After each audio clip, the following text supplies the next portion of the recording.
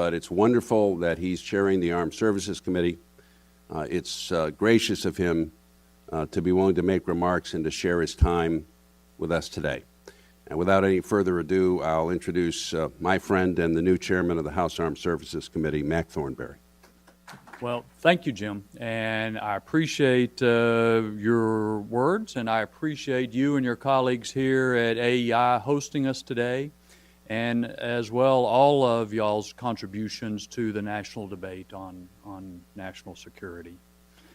Being selected by my colleagues to chair the Armed Services Committee is certainly a great honor, but it's also a great responsibility.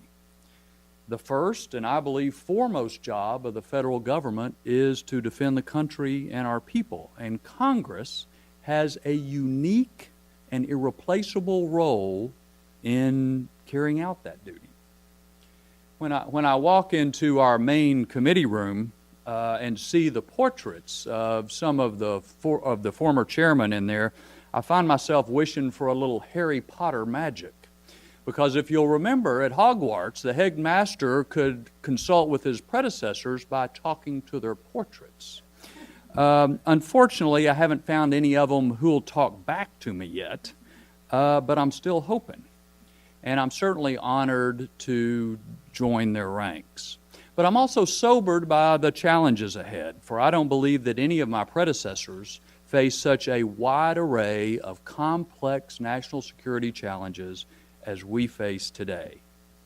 From the renewed aggression of major nuclear powers to grappling with new domains of warfare to failed states, terrorism, horrible diseases, the list of security challenges is certainly long. The head of the British Defense Staff, General Sir Nick Houghton, said last month that the world is becoming a more dangerous, less certain, less predictable, and more unstable place. And I don't know of many people who would disagree with him about that.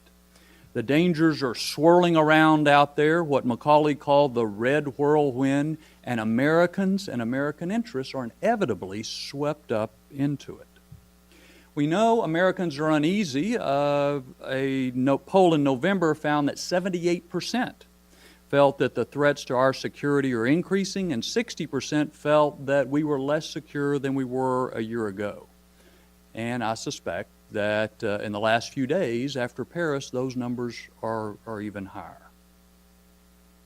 I mentioned those committee portraits. One of them is of Chairman Carl Vinson.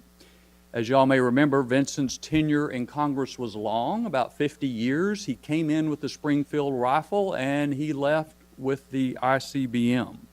He has an aircraft carrier and our main committee room named after him. Admiral Nimitz said that Vinson forgot more about the Navy than most admirals will ever know. So, needless to say, if any of those pictures do start talking back to me, I hope it's his.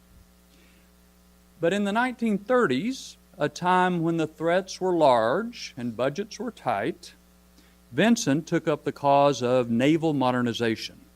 The New Deal and social spending dominated the budget, and although the threats from Germany and Japan were increasing, defense dollars were pretty scarce.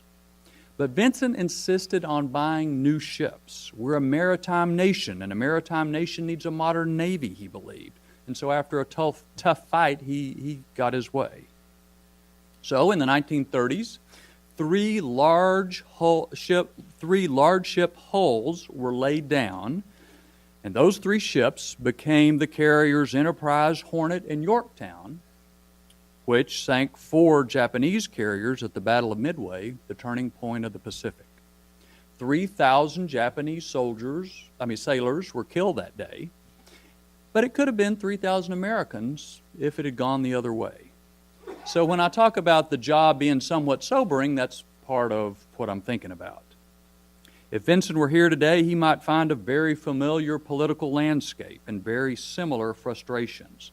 The deliberate ignorance of danger, the want of strategic forethought, infinite demands to spend money elsewhere, all part of rhythms that Churchill called, mournfully, the endless repetitions of history. Fortunately for the Battle of Midway, Congress got it right. That doesn't mean Congress always gets it right. The country paid a heavy price in the early days of World War II and in Korea, and you might even argue on 9/11, because our national leaders did not see or chose to ignore approaching dangers. Congress consists of 535 human beings from all over the country, from all walks of life, with all our accumulated talents and all our faults. So, what is this imperfect body's proper role when it comes to national defense? Well, in the Constitutional Convention, the founders gave certain powers to Congress, which they viewed as the branch closest to the people. James Madison said that these powers ought to exist without limitation because it's impossible to foresee or define the extent or variety of national exigencies. In Article 1, Section 8 of the Constitution, at least 6 specific duties were placed on the House and the Senate related to national security, and through those authorities, Congress determines the size, shape, and soul of our military. The President then determines how to use it. Madison also wrote, "Security against foreign danger is one of the primitive objects of civil society. It is an avowed and essential object of the American Union." Well, that fundamental object hadn't changed in 200 years. But of course, the way we meet that objective has to change. The 76th Congress worried about Japan and Germany. The 37th Congress dealt with the Southern Rebellion and the suspension of habeas corpus. Maybe the 13th Congress had it worse. King George burned down their offices. But in our time, Congresses had to deal with a blend of all those things. The thought of the Capitol burning, as it did in 1812, was pretty remote for 2 centuries. But only the courage of the passengers on United Flight 93 prevented it from happening again on 9/11. And only good intelligence and law enforcement stopped a plot just within the past few days. We may not have the same habeas debates, but we sure struggle with the right balance of privacy and security. We don't have Imperial Japan and Nazi Germany, but we have a resurgent Russia and a rising China. Through all these repetitions of history, the 114th Congress has exactly the same obligation as the first Congress, and that is to build a military capable of defending the country. It's not clear, however, that everybody understands our constitutional system. Congress is sometimes criticized for exercising our proper role in defense. For example, some of you may have heard that Congress is forcing the Army to buy tanks that it doesn't want because of some donor or some lobbyist or some parochial interest. Well, here's the reality. We made a judgment call. There's one plant in the country left that makes tanks. The Army said that foreign sales would be able to keep that plant occupied until 2019 when they needed it to refurbish our own tanks. So the House and Senate Appropriations Committee, the House and Senate Armed Services Committee went through all of their arguments and believed that their math didn't add up. So we decided to start upgrading our tanks earlier than the Army had planned, to make sure that the plant stayed open, to make sure that the trained workforce stayed engaged, and tanks would get fielded sooner. Now, some may differ on the wisdom of that particular decision, but there is a reasonable, logical national security argument for it. And it turns out, just last month, the U.S. Army sent 100 M1 Abrams tanks back to Europe in response to the Ukraine crisis. Maybe that's some evidence that we made the right call. Obviously, Congress has been criticized for other decisions. One year, the Air Force wanted to discontinue the Global Hawk and rely instead on the 50-year-old U-2. The next year, they proposed exactly the reverse. They asked to retire the A-10 and then a few months later sent it to fly attack missions in Iraq and Syria. The Navy included no money in this year's budget to begin to refuel the George Washington, a carrier with 25 years of life left. And the Pentagon has repeatedly asked Congress for another round of base closure when GAO tells us we have not yet broken even from the last round, which was 10 years ago. Now, in all of these instances, Congress, on a bipartisan basis, disagreed with the administration's request. And that's exactly the way the Founding Fathers intended our system to work. Sometimes the Pentagon is penny-wise and pound-foolish. Sometimes the Pentagon can be parochial. Sometimes the White House tries to cut military spending to put money in other parts of the budget. And sometimes their priorities are just wrong. It was Congress that forced the Pentagon to buy the Predator. They didn't want it. Pilots don't really like pilotless aircraft. It was countercultural. But I don't know of many people who would reverse that decision today. Is Congress sometimes parochial? Of course. Each of us has a responsibility to represent the interests of our district or our state, because if we don't, no one else will. Does Congress sometimes make the wrong call? Absolutely. But please don't fall into what was said in another context, the soft bigotry of low expectations. The Constitution gives Congress the responsibility to raise and support, provide and maintain military capability. Congress can and has in the past risen to meet the historical moment. And that's what you and the American people should expect us to do today, even if the President does not always rise to the moment in carrying out his constitutional duties. Some people expect the lawmakers to just cut the check and don't ask too many questions. But Congress should not give any president a blank check, and Congress should not be a rubber stamp. It's the branch of government most responsible for the character and contours of our military.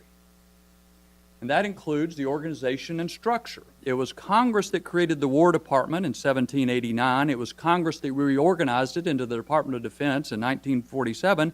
And it was Congress that restructured the services under Goldwater Nichols. Speaker Sam Rayburn said, "Too many people mistake the deliberations of Congress for its decisions." And I admit that the deliberations that lead up to a bill like Goldwater Nichols can sometimes be pretty messy. But as the complexity of our security challenges grows, so does the necessity of Congress fully living up to our responsibilities under the Constitution and playing our part to defend the country. Doing our constitutional duty also helps connect our people with national policies. A CSIS study more than 10 years ago entitled Beyond Goldwater Nichols has always struck a chord with me, because they said that Congress is the place where ideas become national policies and commitments. Having that messy, frustrating debate in Congress changes the Clinton policy for this or the Bush policy for that into the nation's policies. Congress is the indispensable link to the American people, they wrote, the connective tissue between our national leaders and policies. Well, to be that connective tissue, we in Congress have to do our job, and a big part of that job is building the military capability we need to deal with the threats we can see, but also for the volatile, unpredictable world that we all live in. That requires the United States to have a military that is both strong and agile, and I think we've got a lot of work to do on both fronts. Last Thursday at the Republican retreat, British Prime Minister Tony Blair was there. He repeated the advice he has given the United States for a couple of years now, which was just be strong. Don't worry about whether people around the world love you, he said. What the world needs is for America to be strong. And I think he's exactly right. Of course, to be strong, we've got to stop the slide in defense budgets. That has reduced our base defense spending 21% since 2010. 2 weeks ago on Fox News Sunday, Chris Wallace asked General Dempsey if at some point the resources would be cut so much that you'd have to say we can no longer defend this country from the threats we face. Dempsey replied, quote, "Yes, absolutely. And I think it's called sequestration."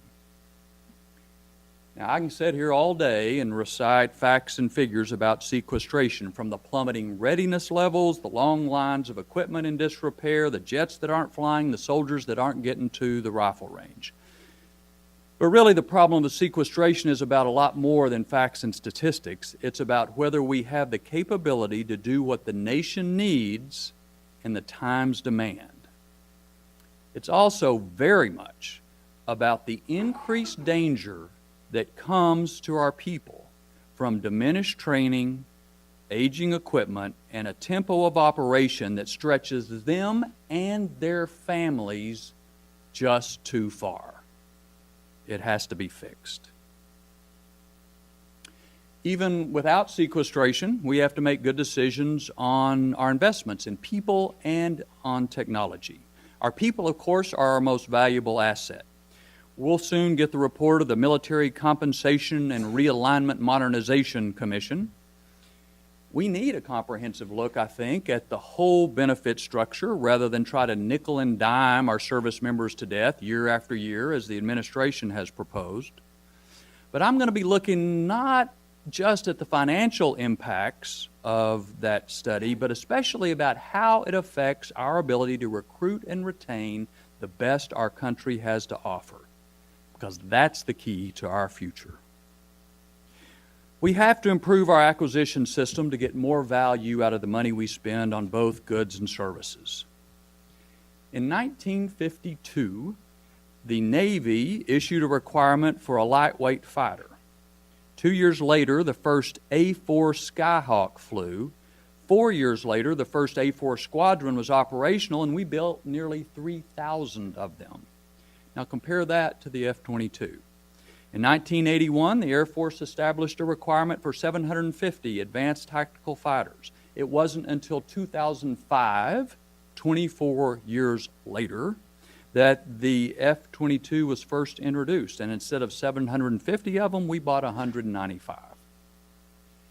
If Boeing can field a new commercial airliner in 5 years, if Ford can take a car from design to production in 24 months, then there's absolutely no reason that the Pentagon should take 2 decades to put a new fighter into service.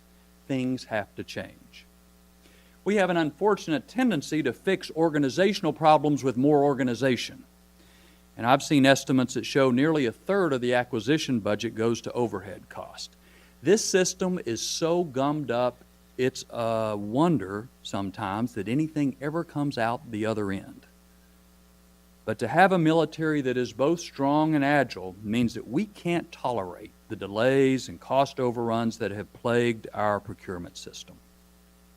A lack of agility means that vital technology doesn't get to the troops in a timely way, which has the potential to jeopardize their mission, but almost certainly increases the risk to their lives.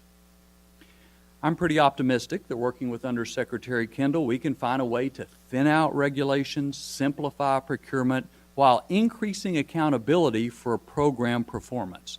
But it won't be easy, and it sure won't be quick. Agility also requires organizational structure that can adapt to meet new challenges, an organizational culture that promotes learning and thinking. In his autobiography, Dr. Edward Teller writes, "The substance with the greatest inertia known to man is the human brain, and the only substance more inert is the collection of human brains found in a large organization, such as a military service or the faculty of a university." Well, maybe he could say that. But with the speed of change we confront, we can't afford inertia or failing to learn and adapt, and we certainly can't tolerate organizations that stifle learning and adaptation. Colonel John Boyd, a reformer who understood the Pentagon and its flaws, warned that complexity causes commanders to be captured by their own internal dynamics, preventing them from adapting to changing circumstances.